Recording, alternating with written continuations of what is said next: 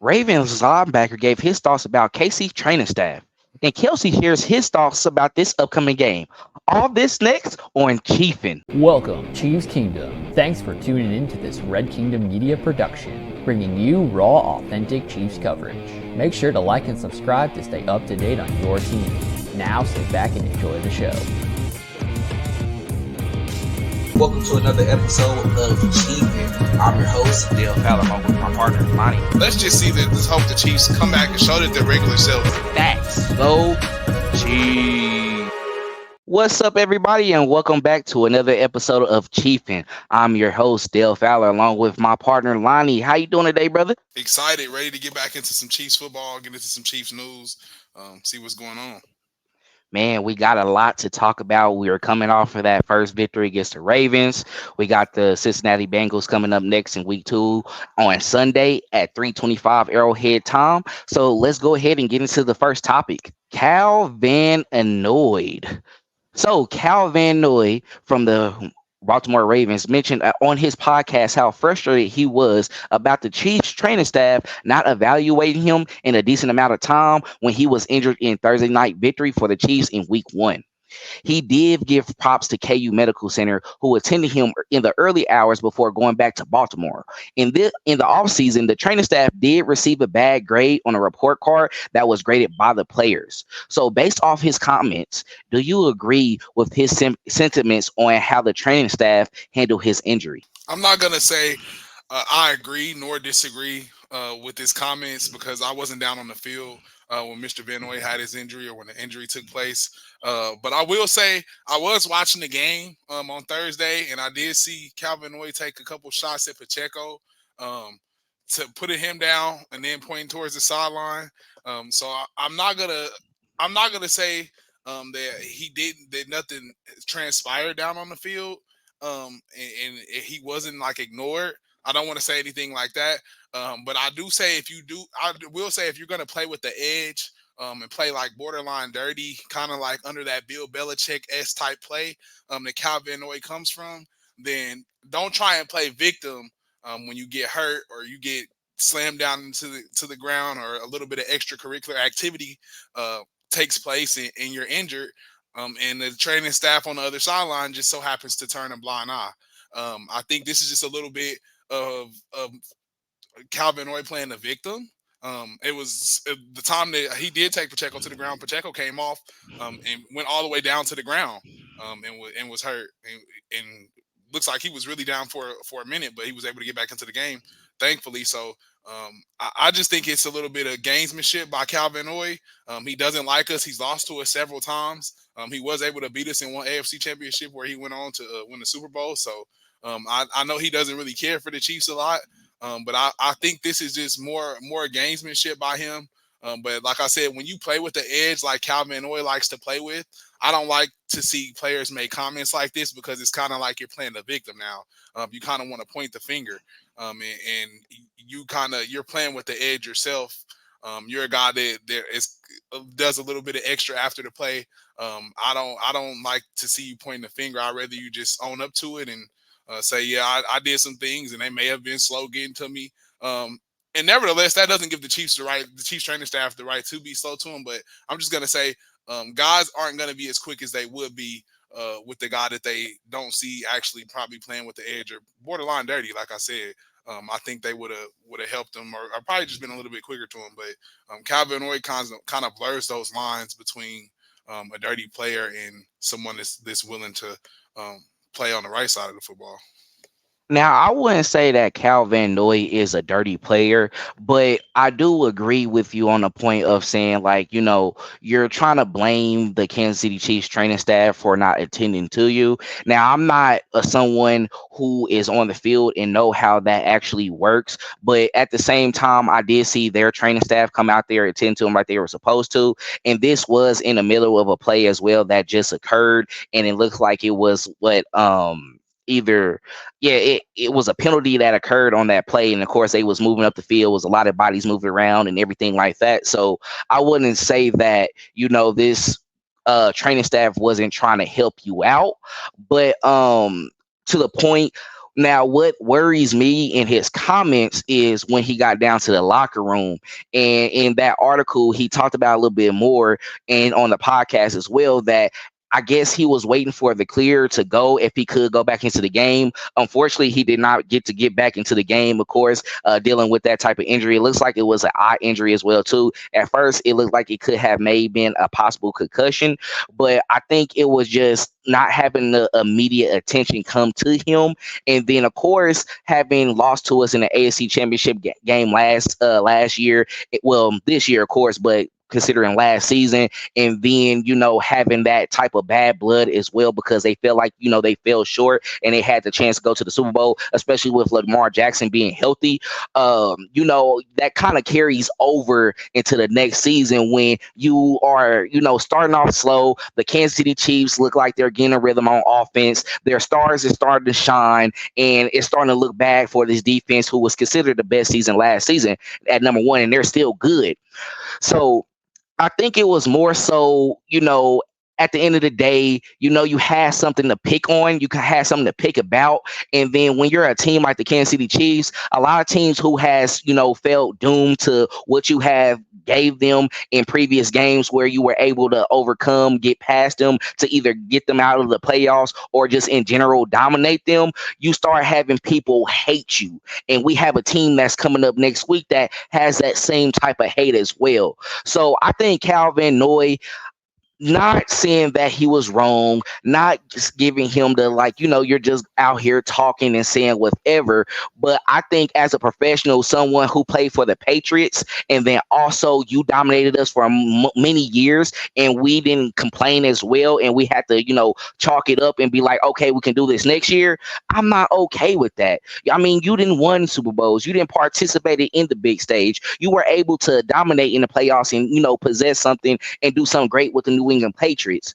Let's not go out here and just pick have little complaints and pick on certain things that you can get over, and at the end of the day you did get attended to. So I am glad that he at least gave credit to the KU Medical Center, one of the best hospitals that we do have in the Kansas City area, and they always come through for those players when they have certain injuries, and they always worked well as well. So I do want to give them a pat on the back and thank you for attending to that and kind of making up for the feelings that he had at Arrowhead Stadium at that time. But Lonnie, anything else you want to mention about this before we go ahead and move on? Like I said, I think it's just a little bit of a gamesmanship. That just added on to, like you said, just another heated rivalry. Like we said, we'll talk about another one a little bit later. But just added on to a heated rivalry, just a little sprinkle on top of the loss. He just wanted to sprinkle on something else that he can think about to add to his bulletin board if he sees this down the line, which he probably will. So if that's what he needs, then go ahead, Calvin Noy. But we're happy you're okay and you're safe. Exactly. Well, it is a long season. Who knows? Once the playoffs come again, they can maybe get their rematch, and then he can make up for being out in that first game of the season against them, and hopefully can avenge what he was feeling. All right. So before we move on to our next topic, make sure to subscribe to our YouTube channel. Also, like and comment on our most recent videos as well. Follow us on all social media platforms at Red Kingdom Media.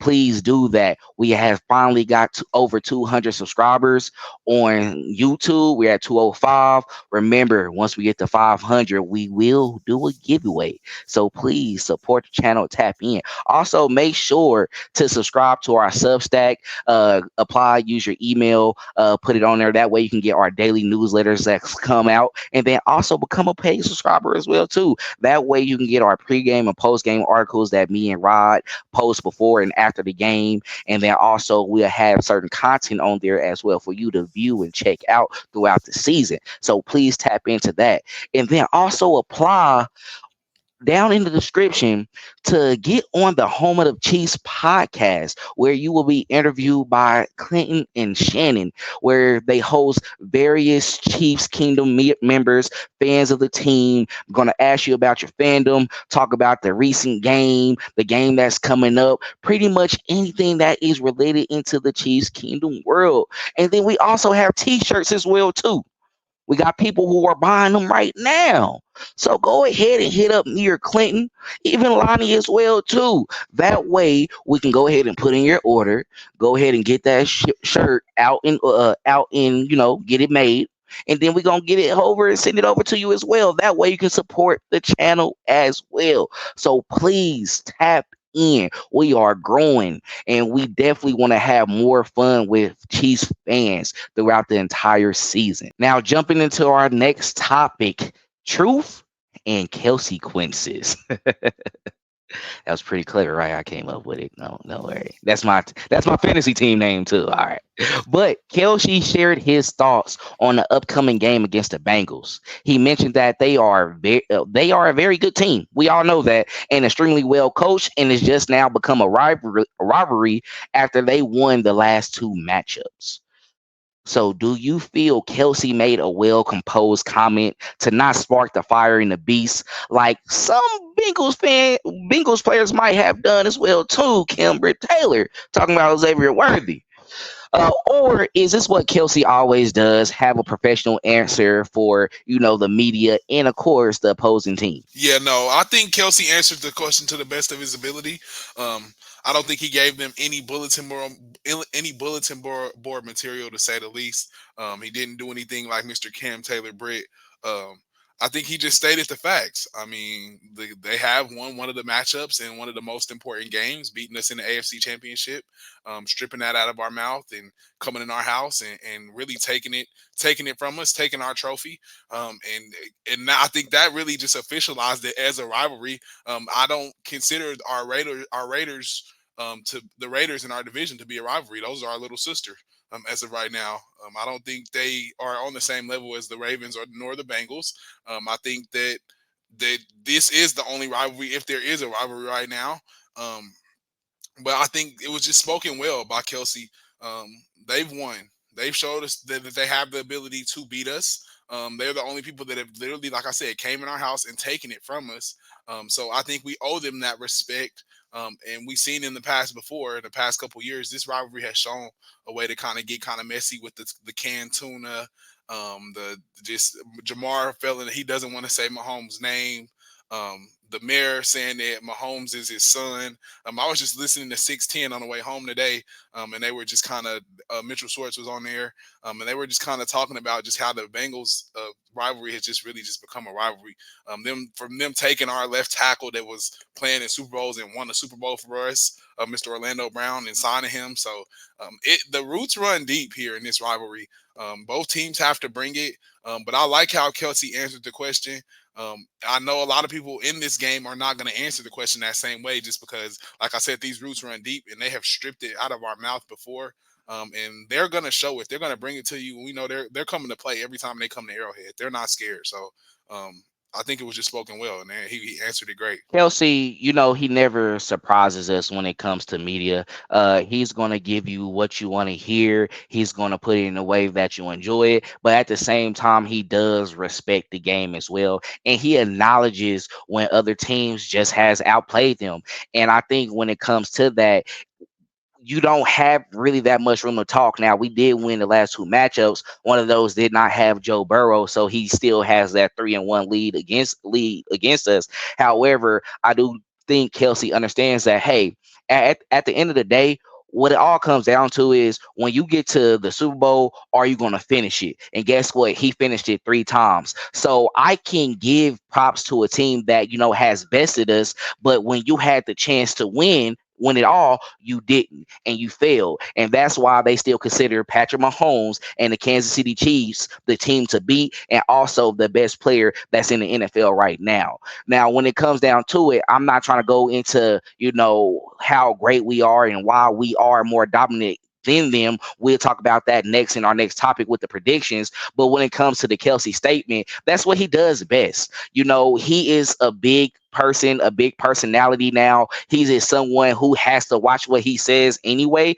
So I don't think he wants to add more fuel to the fire with a team that already circles this game every year on the schedule to make sure to beat the Kansas City Chiefs. They're going to make sure to get that done. So let's do this. We're going to go out there and we're going to let our play talk.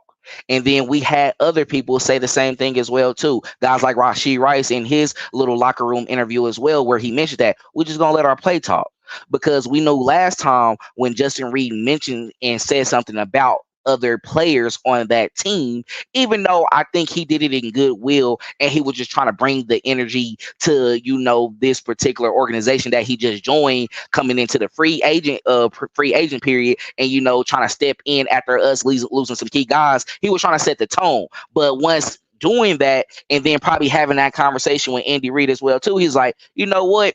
I'm gonna just go out there, handle my assignment, do what Coach Bag say, play my game to the best of my ability, and guess what? They won the AFC Championship game, and then after that, they won the Super Bowl. So I do think when it comes all down to it, Kelce made the right decision regardless. I think you can say it's a little bit both if you want to, but at the end of the day, I think that's who he is as a human. Because even on his podcast as well, it doesn't matter what opposing team that player is on. If they're great, they're great. He didn't give praise to players like Tyreek Hill who left, who has said some words about the Kansas City Chiefs before, trying to build that up, kind of build himself as he goes to his new team and everything like that. And then also gave credit to other players that he played against as well too, that were, at that moment probably the better team at that time. So he never fails to, give the appropriate answer because at the end of the day, once you're playing at a high level all the time and every team wants to play their best when they see you, and they're trying to reach the pinnacle that you already made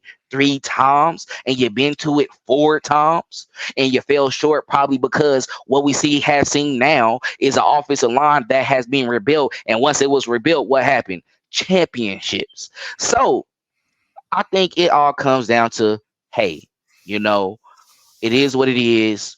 I'm glad we made it to this point now. It's going to be a fun matchup on Sunday against the Bengals. And we'll just go out there and just let the shoulder pads hit each other, let the play calls go how they will go, and see who is the best unit and who will come out prevailing at the top, being prepared and being set towards once we come down to the end of the season, who's going to have that advantage to be able to get that number 1 seed. So anything you want to, add on to that or say before we go ahead and wrap it up and go to our last topic? And he's winning all the hearts of the Swifties. We're gonna forever be winning. They're gonna always hate us. Shout out Taylor for the shout out at the VMAs. Shout out Kelce too, supporting. Get all the fans you can, Kelce. Right. It was a beautiful thing to see too, and they all yelled and shouted as soon as it happened as well. It's just a good thing to see now, bro. As like Kansas City Chiefs fans, it's like we are really getting a lot of attention, and it's kind of weird.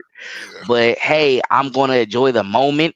It's gonna be fun, and I can't wait to see what this 12-time bet gonna do when it comes to this Sunday rivalry against the Bengals. Okay, now jumping into our last topic, Sunday predictions. What are your 3 keys to victory? Who will stand out in this matchup? And what are your score predictions for week 2 matchup against the Cincinnati Bengals? Yeah. So I think this is gonna be a good game. But I just wanted to start off by saying I think the Bengals have become the team behind the Chiefs to be the next ones to do it. So when I think about playing the Bengals, I view it as like a measuring stick game, or like anytime you can get a win, it'll be great because these are the ones that I think are next. Just as far as winning, these are the only people that have ever beat us in an AFC Championship game, a really important game, something that means a lot to us. So Kelce didn't give them any bulletin board material, but I will. I'm gonna go ahead and give it to them. I'm gonna give them everything that they want. I compare the Bengals right now to a wounded gazelle in the back of the pack in a safari. Like the same thing you watch on Animal Planet when you see a hungry lion out there hunting for their food, and they're looking to see which gazelle is falling behind the pack or which one looks weak. That's who I compare the Bengals to right now. Your quarterback is hurt with the wrist injuries that they never seen in the National Football League with another quarterback to have come back from and play healthy. So, and then you're down 2 of your best wide receivers, 2 of your only weapons as of right now because you didn't want to pay your running back. So I think this is the perfect time for the Chiefs to pounce, be the hungry lion, It's time. This is the chance for you to go get and release all of that anger that you had from these guys beating you in the regular season, coming in parading around your field with your trophy in the AFC Championship. This is the time to release all of those demons and go get them. The Chiefs have been in rhythm and showed that in the first game of the season. Finding the underneath answers, finding the over the top answers, being able to run the ball, doing whatever they want to at the line of scrimmage. So I compare the Chiefs to that hungry lion, and I think the Bengals are the wounded gazelle, or you can say a wounded Bengal in the back of the pack, however you want to make it, and call us a hyena. We're ready. We're trying to scavenge and we're hungry. But I think the keys to victory for me, right? I think the keys to victory will be neutralizing whatever weapons that Joe Burrow does have, because he will have some at his disposal. He's gonna find them. He's good at finding his hot. And then having an answer to Lou Anarumo's blitz.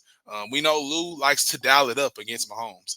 He's gonna bring some unscouted stuff. He's gonna bring some stuff you haven't seen before. Some stuff that you are going to have to literally find answers to on the fly. He's one of the best defensive coordinators in the league. You have to take your hat off to the man. He's right behind Mr. Steve Spagnuolo himself. He may be up there with him. He has Mahomes' number. He can dial it up with the best of them. So when you just talk about blitzing, I think that's going to be one of the two takeaways. Is finding the answer to the blitz, and then I think the third one is offensively continue to do what you've been doing. You find the answer to the blitz. You know Rashee Rice is killing people over the middle in man coverage, so he's an automatic mismatch. So you're just hoping that all of those guys continue to stay healthy. See if Juju can find his way to fit himself into the offense, also playing underneath. And then just continue to expose that deep ball. One-on-one coverage with Mr. Xavier Worthy. They already think you're small, buddy. They think they're gonna throw you around. I'm pretty sure you done heard about it, because everything in this rivalry finds a way to get posted and blasted all over social media. So I know you've seen it. So I think that's gonna be the three things that they need to do. I think they need to neutralize any weapons that Joe Burrow has. I think that they need to find the answer to the blitz that Lou Anarumo will be dialing up against Patrick Mahomes. And I think they just need to continue to be themselves offensively, and get the rest of the weapons involved, like Kelce and Juju, just to sprinkle a little bit of sugar on top, and maybe just get them involved in the red zone, help them score some points. But I think that the Chiefs have the answer right now. They got to go get the Bengals right now. We need to. We have to. You made some very valid points, so I'm gonna just go ahead and get straight into it. So my three keys to victory, and I'll go ahead and explain each one as I go down it as well too. So the first one I have is attack Joe Burrow. The reason why I say this, because if you go back to the AFC Championship game when we match up against them before going to the Super Bowl and winning it all, we were able to, on that last possession, Chris Jones was able to get past the offensive tackle, was able to beat him off the edge, and guess what? We were able to cradle him, and we end up with a sack, forcing him to punt, and then we went out on the field to go ahead and kick a field goal as well. And throughout that entire game, Spags was dialing it up and just sending all types of pressure that would confuse him, because if you give Joe Burrow time in the pocket, he's going to have guys like Jamar Chase, the T. Higgins. They don't have Tyler Boyd anymore, but they have other guys who have been stepping up as well with their tight ends, that he's going to get it to them, and they can make a play as well. And then they're very good at getting to the first down and trying to extend the drive as well. So we just have to really get on him, stay on top of him throughout the entire game. You're not going to get to him every time, but we have to expose that offensive line that they have been having trouble with. And guess what? That's one of the guys who came over from Kansas City that we didn't end up giving a contract to, because, hey, we didn't see what we saw already. They went ahead and went to go pick him up, and guess what he's doing right now? Having the same issues that he was having before. So I think right there, George Karlaftis, who was going to be on his side a lot, I think he's going to have to take advantage of that. At times when you see him off balance with his footing and he's playing a little bit sloppy, that's a good time for you to go ahead and push that pocket a little bit more, push it in, and throw him into Joe Burrow. Because when you do that and you start getting him uncomfortable, then you start Joe Burrow start to do his little things with his feet in the pocket, and he's trying to figure out a way to get out. Now, at times he can make a play with that, but you're going to have to live with it, because if you continue to do that, you're going to eventually get home, and then you're going to get home more and more after that. And guess what? You have rattled the Cincinnati Bengals offense at that point. So I think if they keep their foot on their neck, keep the pressure very hot, I think it will be a long day for them. And I think Spags understands that as well too. My next key to victory, I have Mahomes can't have game changing turnovers at all. we know that the Bengals, they get hyped and fired up when they are able to turn over the ball and get an interception on Patrick Mahomes or force a fumble, right? And then guess what? That energy shifts, and then the offense comes out, and then they go off of that, and then they can either put points up on the board, and guess what? They're staying in the game the whole time. At most of the games that you saw with the Kansas City Chiefs, we didn't got the lead and lost the lead. But then in that AFC Championship game, we were able to keep the league and keep them, backed up, and we were able to play at that point. So I think Mahomes, you're going to be the one who has to keep the team together. They're going to feed off of your turnovers. So at times, if you're trying to make a play, I know you have that little twitch. Lonnie, we didn't talk about it before as well too. I can't say the exact words because we can get flagged for that, but you will understand what I'm saying. And I know that because I can do it at times as well. You just have that urge to do it because you know you can do it and you can't stop yourself. You got to stop yourself against a team like that because they want to come out here and pummel you and take advantage. So how you do that is, no, I'm going to be content. I'm going to live with the next play and I'm going to get you next time. Just be calm. You'll be all right. You'll be perfectly fine. Then my last point is don't let them win the mental matchup. And that's including the turnovers and just letting them get in your head in general. They're going to come out there and talk. They're going to get a big hit. They're going to get in your ear and get in your face. Don't let that get to you. Let them do that. And even if you say a slick, statement to them or however you go about it, don't be the one who gets all up in their face. Say what you got to say, but let them get riled up and try to start that. Let's get the penalties on them. Don't let them win the mental matchup because when the team does that, guess what? They really feel like they're not better than you, in my opinion, because I have to get in your head. They're not trying to come with straight skill. This is competitive nature as well, too. So all fair games. You got to live with that. So come out here, and I'm talking about guys like Xavier Worthy. You already have that calm demeanor already. You will be okay. They're going to try to hit you. You ain't gonna get it off probably a couple times, but this is what you do. When you do get that jet sweep, show him it ain't nothing to play with. When you are on the outside and he's trying to press, watch out, my feet too quick. You can't keep up with me. Because Mahomes, I do feel he is going to attempt to feed him. He's going to show him you're talking too much. You don't know where you're going within this conversation. So once we get to that level of, hey, it's okay. We got it. Go in there. We in Arrowhead Stadium. We got the crowd on our side. We're going to go out there, do what's called on the play sheet. We're going to play the game to the best of our ability. We're going to be competitive. We're going to stay on their necks the entire time. They will be able to win the matchup. So for the score prediction, I do have it as 23-17.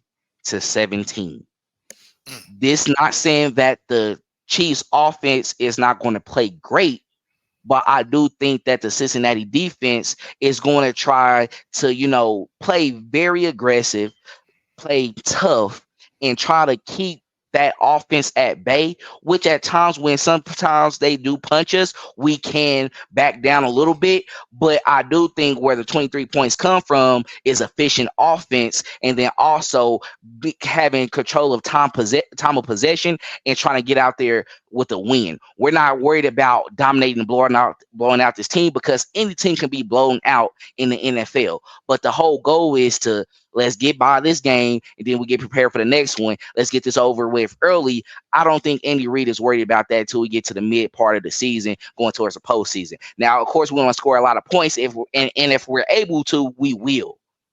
But I do think it will be a tough matchup. It will be low scoring. They have the over under at 48. I do have it under.